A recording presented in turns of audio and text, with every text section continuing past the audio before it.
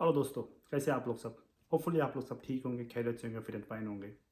First of all मेरी तरफ से आपको और आपकी फैमिली को सबको ईद मुबारक। मैं भी थोड़ा 2-3 दिन बिजी था तो इसके लिए वीडियो नहीं बना पाया। लेकिन आज बात करेंगे दो आईपीएल की मैचेस हुई जो आज दोनों इंटरेस्टिंग थी। और अगर आप देखेंगे तो एक टीम जो हारी है उसने दूसरी टीम को अपनी गलतियों की वजह से जीत दी है। मैं उस पर डिस्कस करूँगा, आपको बताऊँगा। और केएल राहुल पे बात करेंगे क्योंकि आज सब यही पूछ रहे हैं कि कोई प्लेयर कैप्टन जो है वो इतना सेल्फिश तरीके से कैसा खेल सकता है। तो उस पर कुछ डिस्कशन करेंगे, लेकिन पहला आ जाते हैं आईपीएल पे।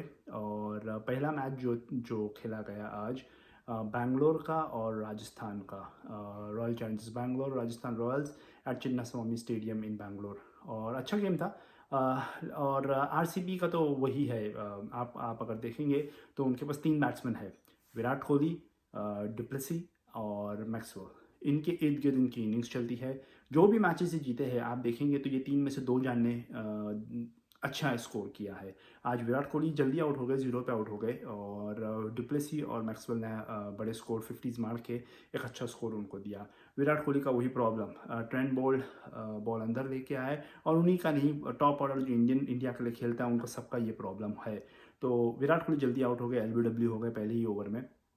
उसके बाद आज एक एक्सपेरिमेंट किया, एक और एक्सपेरिमेंट किया मैं कहना चाहूँगा, नंबर 3 का आरसीबी ने, जिन्होंने शाहबाज को ऊपर भेजा, लेकिन अगेन वो भी फ्लॉप हो गए। महिपाल रामराव को उन्होंने लास्ट 2 गेमों में 3 गेमों में भेजा था, वो फ्लॉप है, शाहबाज नदीम भी फ्लॉप हो गए। उसके बाद मैक्सवेल है, और मैक्सवेल और डुप्लेसी ने बेहतरीन पार्टनरशिप की। दोनों हिट थ्रू द लाइन बेहतरीन मारते हैं, और चिन्नास्वामी स्टेडियम में जहाँ जहाँ कुछ क्वार्टर्स थोड़ा थोड़ा कम कम है, वहाँ बाउंड्री लाइन बहुत छोटी है, उधर उन्होंने उसे पूरा एक्सप्लॉइट किया, 4 और 6 मारे, और आरसीबी को एक अच्छा स्कोर दे दिया। जब जब मैक्सवेल आउट हुए, डुप्लेसी आउट हुए, तब दिनेश कार्तिक आए, लेकिन उनके पास ज़्यादा कुछ करने के लिए था नहीं। उन्होंने 13 रन मारे। दूसरे बैट्समैन के पास ज़्यादा टाइम नहीं मिला क्योंकि डुप्लेसी और मैक्सवेल ने एक अच्छा उनको प्लेटफॉर्म सेट करके दे दिया था। उन्हें ये मैच में तो मैं जिम्मेदार नहीं ठहराऊंगा, लेकिन उस दिन देखना पड़ेगा जब आपके टॉप 3 विराट कोहली, डुप्लेसी और मैक्सवेल फ्लॉप हो जाएंगे या जल्दी आउट हो जाएंगे, तो कौन अपना हाथ ऊपर करता है आरसीबी के लिए स्कोर करने के लिए। और इस वक्त अगर आज मुझे पूछेंगे तो मुझे एक भी और दूसरा बैट्समैन इनके लिए स्कोर करते नहीं देखता है। लेकिन आज की गेम पे आ जाए तो एक अच्छा स्कोर था आरसीबी के लिए। और जब बॉलिंग करने आए तो सिराज ने एक बेहतरीन बॉल डाल के जॉस बटलर को आउट किया है। उनका मिडिल स्टम्प रोल होके गया है। जॉस बटलर को लगा ये बॉल आउट स्विंग होगा, लेकिन बॉल पिच हो के शार्प अंदर आया और उन्हें उन्हें उन्हें बोल्ड कर गया। जॉस बटलर के आउट होने के बाद यशस्वी जायसवाल और देवदत्त पडिक्कल ने अच्छी इनिंग्स को संभाला। स्कोर 10 के एवरेज से कर रहे थे, और एक टाइम पे ऐसा लगा था 9 ओवर में 90 बन गए हैं। संजू सैमसन का आना बाकी है, हेटमायर का आना बाकी है। तो ये स्कोर राजस्थान रॉयल बना लेगा। और 190 बड़ा स्कोर नहीं होता चिन्नास्वामी स्टेडियम पे, चेजेबल होता है, पार स्कोर है। लेकिन देवदत्त पडिक्कल आउट हुए, और उसको तुरंत बाद जायसवाल आउट हो गए। यहाँ थोड़ा सेटबैक लगा रॉयल चैलेंजर्स बैंगलोर को। संजू सैमसन अगेन बेहतरीन टच में लगे, बहुत अच्छे बाउंड्रीज मार रहे थे, और हर्षद पटेल को तो वो आराम से खेल रहे थे। लेकिन उनका प्रॉब्लम ही यही है, जब ऐसा लगता है कि वो बॉलर पे पूरा डोमिनेट कर रहे हैं और गेम में ही बहुत अच्छा खेल रहे हैं, वो आउट हो जाते हैं। उन बेसिकली वो वैसे ही बैट्समैन है। आप देखेंगे एक महिला जयवर्धने हुआ करते थे श्रीलंका के लिए, मार्क वॉ हुआ करते थे ऑस्ट्रेलिया के लिए। In fact Rohit Sharma early in his career वो अपने शॉट्स खेलते हैं। और ये बैट्समैन जब इनका दिन रहता है इन्हें रोकना बहुत मुश्किल होता है, लेकिन कभी कभी आपको चला लगेगा विकेट फेंक के चले जाते हैं। संजू सैमसन के साथ भी वही प्रॉब्लम है, लेकिन उन्होंने 22 रन की अच्छी पारी खेली। गेम राजस्थान रॉयल के पास एंड ओवर तक था। आप देखेंगे आखिरी ओवर हर्षद पटेल डाल रहे हैं, और उनके ओवर में 20 रन मारना कोई बड़ी बात नहीं, हो सकता है, बहुत पॉसिबल है। लास्ट ओवर में 20 रन चाहिए थे, और ध्रुव जुरेल और अश्विन थे क्रीज पे। और यहाँ मैसेज जाना चाहिए था ध्रुव को कि आप स्ट्राइक लो, आप कम से कम 6 में से 4 बॉल आप स्ट्राइक लो, आप हर्षद पटेल को मार दोगे, क्योंकि ध्रुव जुरेल ऑलरेडी 34 पे खेल रहे थे, बेहतरीन इनिंग्स खेल रहे थे वो, और 200 की स्ट्राइक रेट से खेल रहे थे। अश्विन ने 2 चौके मारे, लेकिन एक पॉइंट ऐसा आया जहाँ उन्होंने उन्होंने बड़े हिट मारने गए, लेकिन उन्हें वो बॉल पे सिर्फ एक ही रन मिल रहा था। ध्रुव जुरेल ने उन्हें पुश किया दूसरे रन के लिए, वो दूसरे रन के लिए भागे और हर्षल पटेल ने बॉल कलेक्ट नहीं किया। उन्हें 2 रन तो मिले, लेकिन उसका प्रॉब्लम ये हुआ कि अश्विन फिर से स्ट्राइक पे आ गए और उसके अगले ही गेंद पे अश्विन कैच आउट हो गए बाउंड्री लाइन पे। और फिर again as per the new rule, जो नया बैट्समैन आता है वो स्ट्राइक पे लेगा, और ध्रुव जुरेल को सिर्फ आखिरी बॉल खेलने मिला वो ओवर का। ये टर्निंग पॉइंट था। ध्रुव जुरेल को अगर वो ओवर में 4 बॉल मिलते हर्षल पटेल की गेंदों पे, तो ये गेम राजस्थान रॉयल जीत सकता था। ये छोटी छोटी गलतियों से राजस्थान रॉयल हार रहा है। लास्ट गेम वो लखनऊ सुपर जायंट्स के अगेंस्ट हार गए।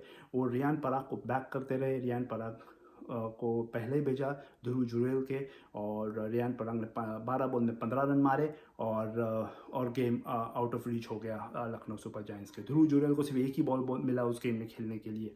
क्लियरली ध्रुव जुरेल इनफॉर्म बैट्समैन है, उन्हें ऊपर आके खेलना है। वो गेम में भी उन्होंने वो स्मॉल मिस्टेक की एंड पॉइंट पे, और आज भी वो लास्ट ओवर में एक मैसेज जाना चाहिए था ध्रुव जुरेल को कि you have to face 4 balls out of this 6 from Harshal Patel. 20 run Harshal Patel की बॉलिंग पे बनते थे, नहीं हुए। राजस्थान रॉयल को अब सोचना पड़ेगा। उन्हें 2 बैक टू बैक गेम्स हार गई है, वो अभी भी टॉप 4 में है, लेकिन बिग गेम थी ये आरसीबी के लिए, और वो टीम लग रही है अब ऊपर पुश कर रही है, नंबर 5 पे आ गए हैं पॉइंट्स टेबल में। दूसरा गेम सीएसके और केकेआर। सीएसके ने तो कहते हैं ना, या केकेआर का बैंड बजा दिया आज। 235 runs, maximum number of sixes hit in an IPL game, और गेम वहाँ बदला। अच्छा स्टार्ट मिल गया था सीएसके को। अगेन ऋतुराज गायकवाड़, कॉनवे ने बेहतरीन पारी खेली, दोनों ने अपना काम कर दिया, लेकिन गेम बदला 11th ओवर में जब शिवम दुबे आए। अब शिवम दुबे स्पिनर्स के बहुत अच्छे प्लेयर है। वो उनका अगेन वो उनका रीच इतना है कि स्पिनर्स का बॉल पिच होते ही वो उसे टाइम कर देते हैं स्टैंड्स में। लेकिन अगर फास्ट बॉलर है, शॉर्ट बॉल डाल सकता है आपके पास, तो उसे एक्सप्लॉइट करना चाहिए। उमेश यादव को उन्हें यूज़ करना चाहिए था उनके अगेंस्ट। लॉकी फर्गसन को यूज़ करना चाहिए था, वो उनके डगआउट में है, उन्हें यूज़ करना चाहिए था। उनकी टीम में है, उन्हें यूज़ करना चाहिए था। लेकिन वो 3 स्पिनर्स पे ही डिपेंड रहे, सुनील नारायण, वरुण चक्रवर्ती और सुयश पे। और अब शिवम दुबे को सेकंड इनविटेशन नहीं चाहिए। आप अगर उन स्पिनर्स उनके अगेंस्ट डाल रहे हैं, तो वो 8 आउट ऑफ 10 टाइम्स वो उसे कनेक्ट कर देंगे, और वही हुआ। उन्होंने चेन्नई सुपर किंग्स की इनिंग्स को मोमेंटम दिया, और दूसरे एंड पे अजिंक्य रहाणे, उन्हें तो जो क्लास शॉट्स खेले। इनफैक्ट लास्ट ओवर्स में उन्होंने तो ऐसा खेल रहे थे जैसा सूर्य कुमार यादव खेल रहे हो। उनके लैप शॉट्स, उनके एक लैप शॉट तो उन्होंने ऑफ के ऊपर से गाइड करके 4 मारा है। स्पिनर्स को फीड का यूज़ बेहतरीन किया है, स्पिनर्स को सेटल ही नहीं होने दिया, और उन्होंने बेहतरीन 71 रन्स की पारी खेली। चेन्नई सुपर किंग्स जब 235 मार दिया था तो गेम ओवर था। मुझे पता था ये Kolkata Knight Riders with this batting lineup chase ही नहीं कर सकता है। ऊपर से जेसन रॉय इंजर्ड हो गए, वो ओपन नहीं कर पाए।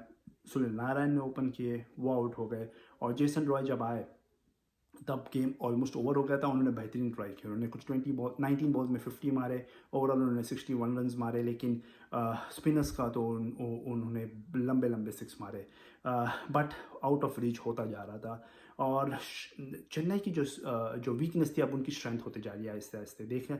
आप देखेंगे थिक्शाना और पथिराना के आने से धोनी काफ़ी कंट्रोल कर सक रहे हैं गेम को स्पिनर्स के थ्रू। जब स्पिनर्स को कुछ रन्स पड़ जाते हैं तो पथिराना को लेके आते हैं, और पथिराना एक ओवर में 3 यॉर्कर्स ऐसे डालते हैं जिन्हें कनेक्ट करना बहुत मुश्किल है।